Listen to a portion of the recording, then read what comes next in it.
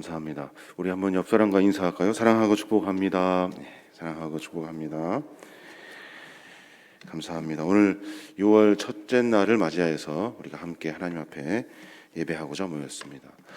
어떻게든지 하나님 앞에 예배하는 모습, 어떻게든지 주 앞에 서려고 하는 모습, 이 모습을 하나님이 가장 기뻐하시는 것 같아요.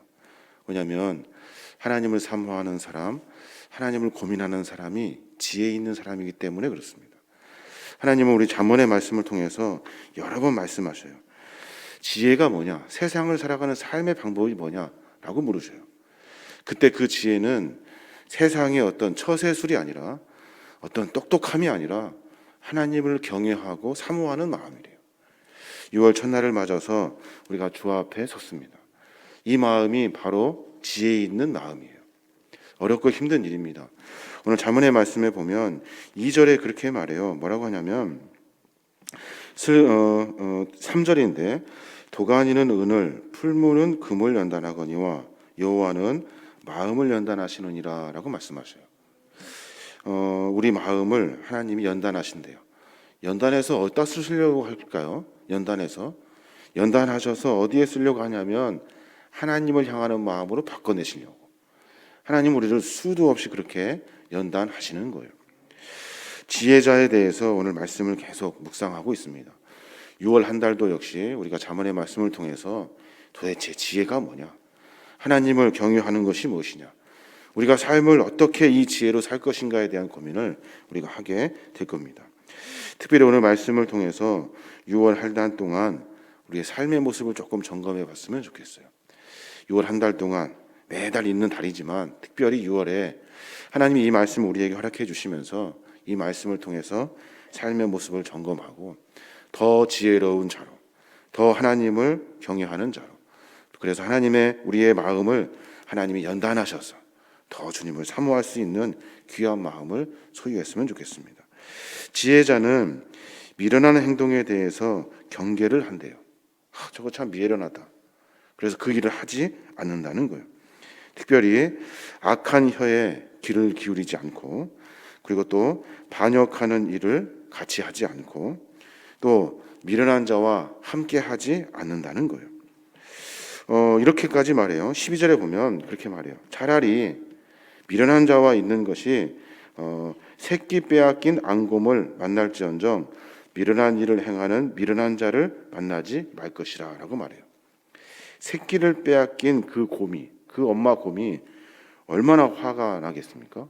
차라리 그걸 만나는 것이 낫대요. 미련한 자와 함께하는 것보다 새끼 빼앗긴 어미 곰을 만나는 것이 낫다 라고 말할 정도로 우리 지혜 있는 자는 미련한 것들을 멀리해야 하는 겁니다. 미련한 자의 그 영향력, 그 미련한 자의 그 영향력이 얼마큼 심각한지 성경은 우리에게 말해요. 서두에 말씀드렸습니다. 미련한 것이 뭘까요? 지혜로운 것은 하나님을 경외하는 거라 했습니다. 미련한 것은 하나님을 경외하지 않는 거예요. 하나님을 그 마음 가운데 고민하지 않는 것이 미련한 거예요. 그러니까 우리가 차라리 미련한 것과 함께 할 때 그때 암곰, 새끼를 잃어버린 암곰을 만나는 것이 낫다.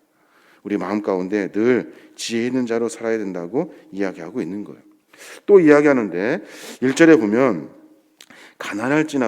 가난할지나도 매번 다투는 것보다 가난할지라도 화목하는 것이 부유한 가운데 다투는 것보다 낫다라고 이야기해요. 1절에 뭐라고 하냐면 마른 떡 한 조각만 있고도 화목하는 것이 제육이 집에 가득하고도 다투는 것보다 나으니라라고 말해요.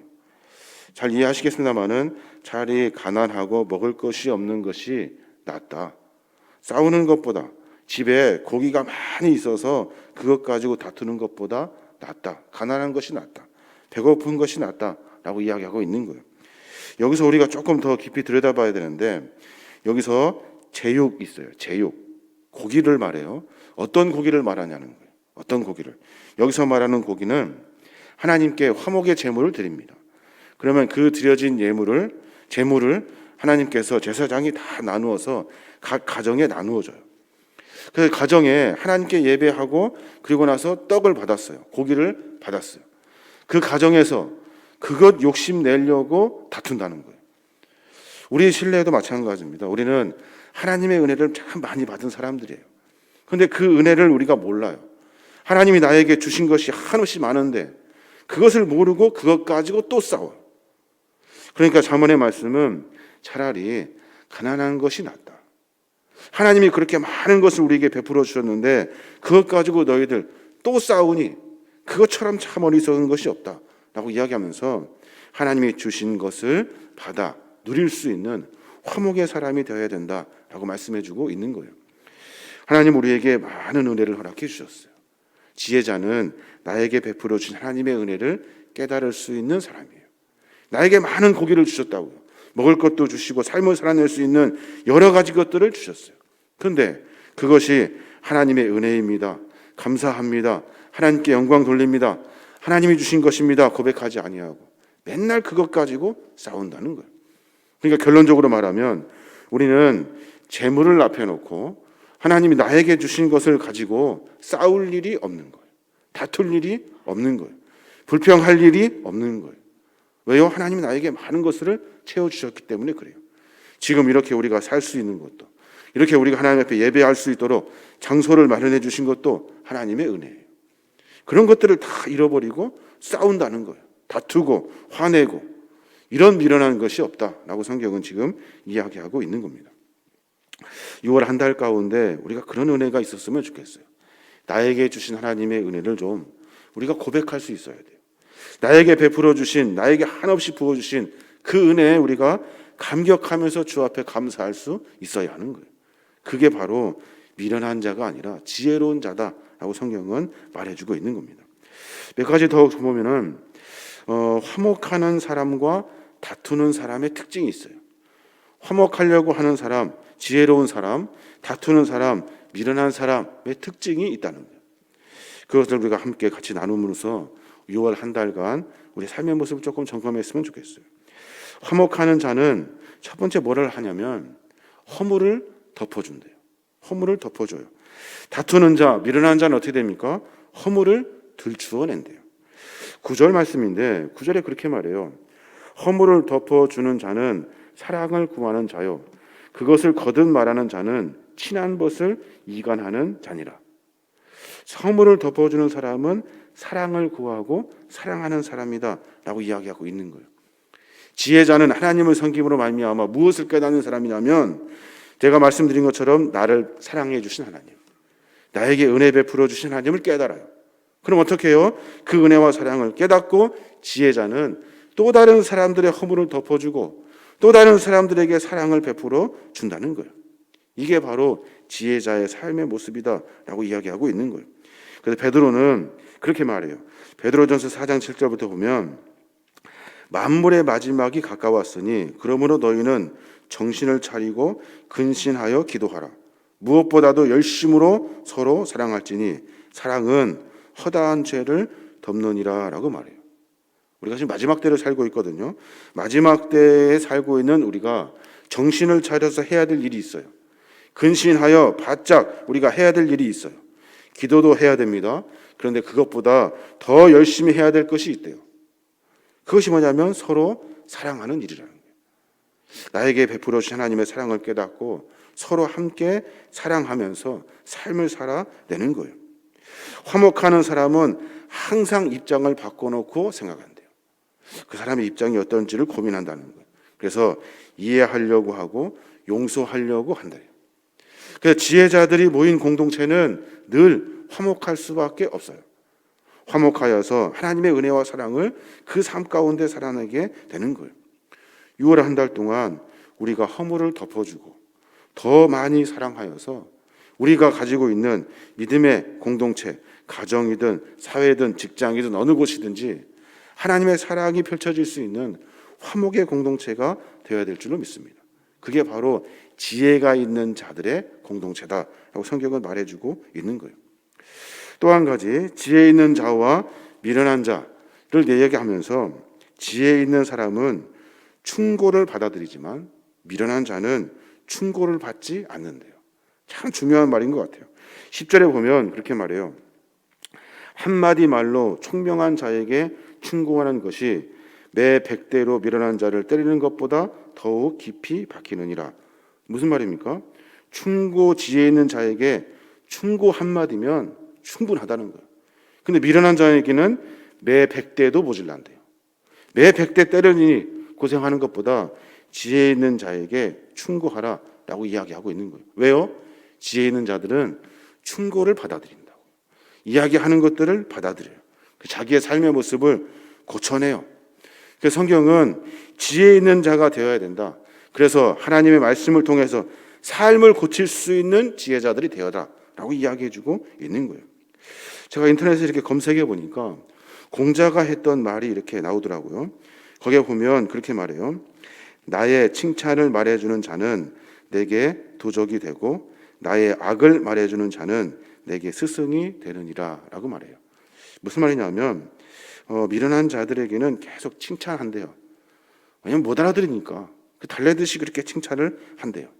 그러면 그것이 그의 삶 가운데 도적이 되어서 자꾸 어려워진대요. 근데 지혜로운 자에게는 충고해 준대요. 충고해 준대요. 그러면 그것을 받아들여서 그걸 스승으로 삼고 삶을 고쳐낸다는 거예요. 누가 나에게 뭐라고 하는 소리를 사실 듣기가 힘들어요.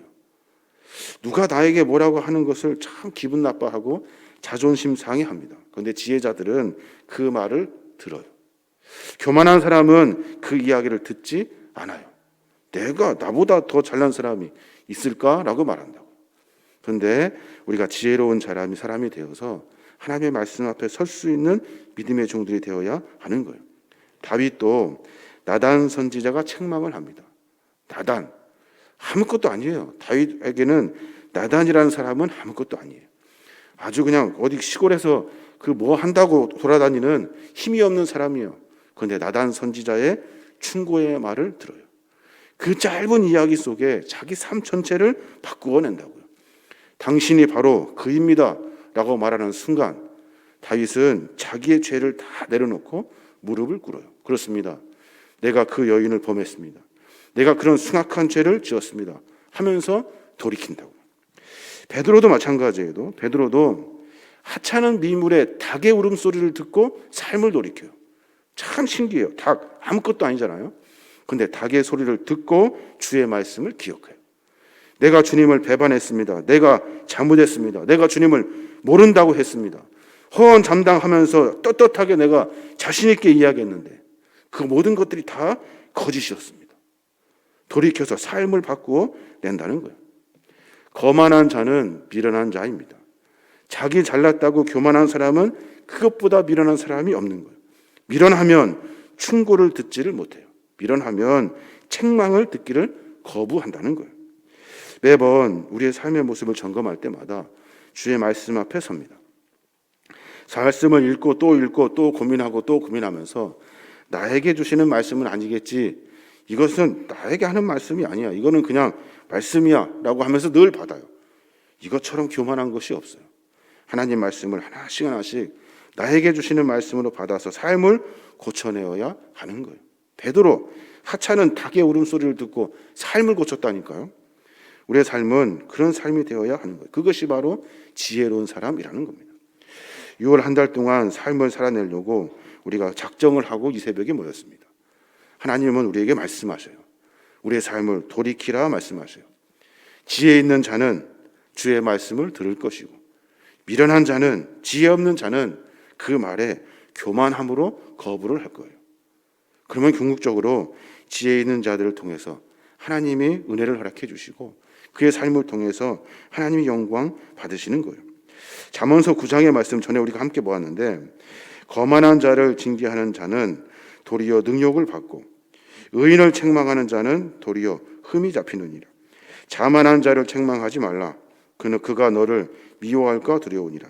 지혜 있는 자를 책망하라. 그가 너를 사랑하리라 말씀하셔요. 딱 말해봐서 지혜로운 자 같으면 말해주고 미련한 자 같으면 말해주지 말라는 거예요. 그 말이 무슨 말이에요? 결국은 너 죽는다. 너 그렇게 살다가 너 죽는다. 너는 안 되겠다. 지혜롭지 않아서 안 되겠다. 들을 일이 없다. 차라리 죽게 내버려 둔다는 거예요. 이것처럼 무서운 말씀이 없습니까? 주의 말씀을 우리가 온몸으로 받아야 하는 거예요. 말씀을 받아 삶을 고쳐내어야 하는 거예요. 책망은 생명의 길이라고 말해요.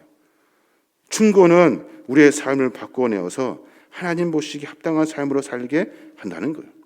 그래서 책망을 달게 받은 사람은 지혜로운 사람이 되고, 지혜로운 사람은 그 공동체 안에 화목을 이루고 그 화목을 통해서 하나님의 영광을 돌리게 한다는 거예요. 그러니까 자주 책망을 받아야 돼요. 자주 충고를 들어야 되고, 자주 주의 말씀 앞에 설 수 있는 지혜자들이 되어야 하는 겁니다. 마지막으로 지혜자와 그리고 미련한 자에 대해서 이야기하고 있어요. 지혜자는 충성을 한대요. 근데 미련한 자는 반역을 한대요. 반역이 뭐예요? 배신이죠. 반역은 반하는 거예요.